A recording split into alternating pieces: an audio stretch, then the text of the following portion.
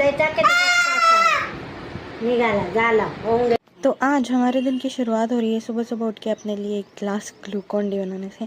और इस जार का रबर पता नहीं क्या ही खो गया है मेरे से। खैर ये सब छोड़ो। सुबह सुबह उठ के ना मुझे एक ग्लूकॉन डी का डब्बा दिख गया था किचन में, तो मैंने सोचा कि अपने लिए एक आध ग्लास ग्लूकॉन डी बनाते हैं। और ये पीने के बाद लोगों को एनर्जी आती है, लेकिन मेरी एनर्जी डाउन हो चुकी थी, तो मैं चली गई दोपहर में सोने के लिए। और पता है आज मेरे साथ क्या हुआ? मेरी जो उंगली है वो इतनी ज़्यादा फूल गई थी कि बस मतलब खुद ही देख लो, आप लोग पूछो ही मत।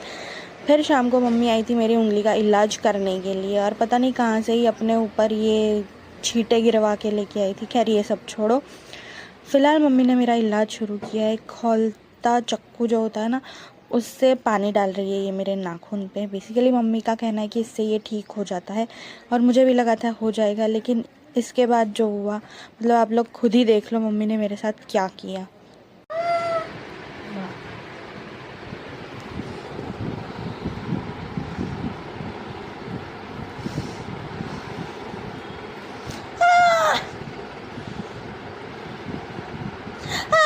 दीदू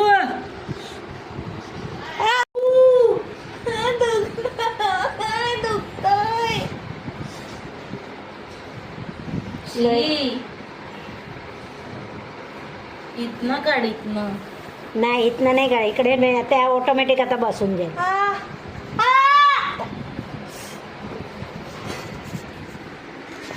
मम्मी पण दुखताय, नाही दुखताय। मम्मी दाब ना थोडं तर निघेल सगळं. तो पस असेल ना तो अख्खा हात आहे ना सकाळपर्यंत धरून जाईल। आम्ही पोते डॉक्टर्स। मम्मी दुखताय ग, मम्मी दुखताय। टी शर्ट फाडू नको माझ्या खभा धर चांगला। खभा हे बावडाय। मम्मी दुखताय। जाऊ पहिला तासाभरात तो बोट एकदम झणझणी। थोडी गरम करते परत। पिन पण मी गरम करून आणले। लबागे मारायला लागलं। कपडा पुढे टाकला काय माहिती।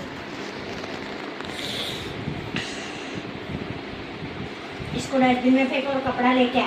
कुठे जाऊ कपडा नको दुखतंय मला। मला नको पाठवू नाही दुखतंय। कुठे नको पाठवू। फेकायला नको पाठवू। अगं मम्मी दुखतंय। चूप दुखतंय तर बोलू नको।